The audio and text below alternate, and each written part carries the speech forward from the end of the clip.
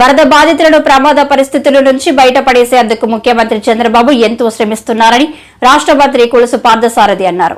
ముఖ్యమంత్రి ఆదేశాల మేరకు విజయవాడలోని ముంపు ప్రాంతాల్లో సోమవారం పర్యటించిన మంత్రి పార్థసారథి సహాయక చర్యలను, బాధితులకు సాయం అందిస్తున్న తీరును పర్యవేక్షించారు. ఈ సందర్భంగా మంత్రి పార్థసారథి మాట్లాడుతూ, అటువంటి పరిస్థితుల్లో కూడా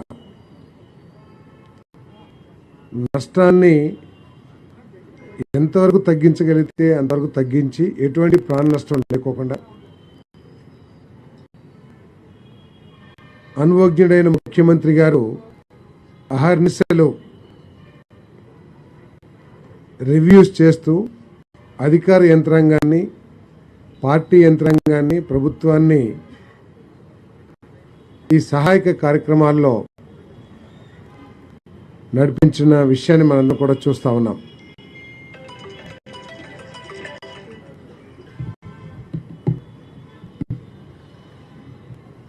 ముఖ్యమంత్రి గారు రాత్రింబోలు అనకుండా ప్రజలు కష్టపడకూడదు, ప్రజల్ని కష్టాల నుంచి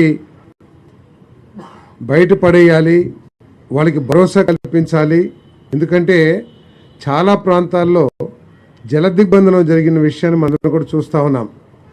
వారందరూ కూడా భయభ్రాంతులకు గురయ్యే పరిస్థితులుంటే స్వయంగా ముఖ్యమంత్రి గారే ఎవరు వెళ్ళలేని పరిస్థితుల్లో ఉన్న చోట్ల కూడా అక్కడికి స్వయంగా వెళ్ళి వాళ్ళందరికీ కూడా భరోసా కల్పించి వాళ్ళందరికీ కూడా సహాయ కార్యక్రమాలు నిర్వహించిన విషయం అందరికీ తెలిసిందే.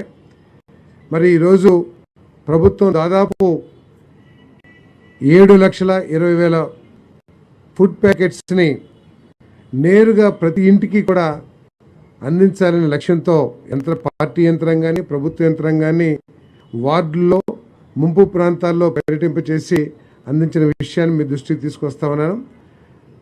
మరి అదేవిధంగా త్రాగునీరు కూడా ప్రతి ఇంటికి, ఎందుకంటే దాదాపు 2-3 రోజుల నుంచి ఎవరు కూడా ఇళ్లలో నుంచి బయటికి రాలేని పరిస్థితి, మరి వాటర్ కనెక్షన్ కూడా ఆగిపోయిన పరిస్థితి, కొన్ని చోట్ల విద్యుత్ సమస్య ఉన్నా కూడా వాటన్నిటినీ కూడా మళ్ళీ చేయటం, మళ్ళీ కనెక్షన్ ఇప్పించడం, ఇవన్నీ కూడా చేయడం జరిగింది. అందుకని మంచిని కూడా ఇవ్వటం జరిగింది. మరి ఎక్కడ ఎప్పుడు లేని విధంగా దాదాపు 30-40 డ్రోన్స్ని వినియోగించి, డ్రోన్స్ ద్వారా మనకి తెలియని పరిస్థితులు కూడా ప్రాంతాలకు కూడా డ్రోన్స్ని పంపించి అక్కడ జరిగిన నష్టాన్ని, అక్కడున్న పరిస్థితులను ఎస్టిమేట్ వేసుకుంటూ వారికి సహాయ కార్యక్రమాలు ఏ విధంగా చేయాలనేది ప్రభుత్వం పనిచేస్తూ ఉంది. అంతేకాకుండా 55 టన్నుల ఆహార పదార్థాలు కానివ్వండి, నీరు కానివ్వండి, 6 హెలికాప్టర్ల ద్వారా మరి ఎక్కడికైతే వాహనాలు, బోట్స్ చేరుకోలేవో ఆ ప్రాంతాలకి ఫుడ్ని కూడా తరలించిన విషయాన్ని మీ దృష్టికి తీసుకొస్తా ఉన్నాను నేను. మరి డ్రోన్స్ ద్వారా, ఎందుకంటే 3 రోజుల నుంచి ఇళ్లలో బయటికి రాలేకుండా, అదేవిధంగా ఈ వాటర్ ఏదైతే ఉందో కంటామినేటెడ్ వాటర్ ఇల్లు చుట్టూతా ఉండటం మూలంగా జ్వరాలు ప్రబలే పరిస్థితి ఉంటుంది. కాబట్టి మరి ఈ డ్రోన్స్ ద్వారా మెడిసిన్స్ కూడా ఏర్పాటు చేయడం జరిగింది. అన్ని చోట్ల క్యాంపులు కూడా మరి ఏర్పాటు చేయడం జరిగింది.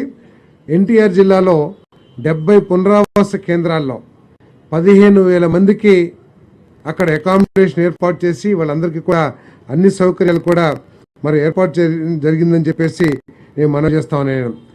మరి గతంలో ఎన్నడూ లేని విధంగా ప్రకాశం బ్యారేజ్ దగ్గర 11,37,000 క్యూసెక్ల వరద రావటం అనేది నిజంగా చాలా భయంకరమైన పరిస్థితి. దాని నుంచి కూడా ఎటువంటి సమస్య లేకుండా చేయడం జరిగిందని చెప్పేసి మనవి చేస్తామని నేను. మరి నూజివీడులో, విజయవాడలో ఏ విధంగా అయితే నష్టం జరిగిందో నూజివీడులో కూడా చాలా ట్యాంకులు, పెద్ద చెరువు కానివ్వండి, మొగల్ చెరువు కానివ్వండి, యనమదల్లో చెరువులు, దాదాపు ఒక 7-8 చెరువులు బ్రీచ్ పడి మొత్తం వాటర్ అంతా కూడా మరి పంట పొలాల మీదకి, గ్రామాల్లోకి ఫోర్స్గా రావటం జరిగింది. మరి కొంతమంది కూడా ఆ వరదలో చిక్కుకుపోతే ఎన్డీఆర్ఎఫ్ సిబ్బంది వచ్చి వాళ్ళని రాత్రి 12 గంటలు కూడా వాళ్ళందరూ కూడా రెస్క్యూ చేసి బయటకు తీసుకురావడం జరిగిందని చెప్పేసి మనం చేస్తా ఉన్నాను. మరి ముఖ్యమంత్రి గారు ఇటువంటి కష్ట సమయంలో కేంద్ర ప్రభుత్వంతో మాట్లాడి కావాల్సిన ఎన్డీఆర్ఎఫ్ టీమ్స్ని, అదేవిధంగా హెలికాప్టర్ను కూడా ఏర్పాటు చేయడం జరిగింది. మరి రేపటి నుంచి వాటర్ ట్యాంకర్ ద్వారా కూడా మంచినీళ్ళు అందించాలని చెప్పేసి ప్రభుత్వం ఆలోచన చేస్తుంది. దానికి కావాల్సిన ట్రాక్టర్లు కానివ్వండి, వాటర్ ట్యాంకర్స్ కానివ్వండి, వాటన్నిటిని కూడా ఏర్పాటు చేసే ప్రయత్నంలో ఉందని చెప్పేసి నేను మనవి చేస్తా ఉన్నాను. మరి జిల్లాల్లో ఇప్పటికే వ్యవసాయ శాఖ అధికారులు, రెవెన్యూ అధికారులు జరిగిన నష్టాన్ని ఎన్యూమినేట్ చేస్తూ ఎన్ని ఎకరాల పంటల హార్టికల్చరు, అగ్రికల్చర్ పంటలు ఎంత నష్టపోయిందని కూడా ఎన్యూమినేట్ చేస్తా ఉన్నారు. మరి తప్పుకోకుండా వాళ్ళందరికీ కూడా ప్రభుత్వం ఆదుకుంటుందని చెప్పేసి మనవి చేస్తా ఉన్నాను నేను. మరి ప్రజలందరికీ కూడా మేము చెప్పేది ఏమిటంటే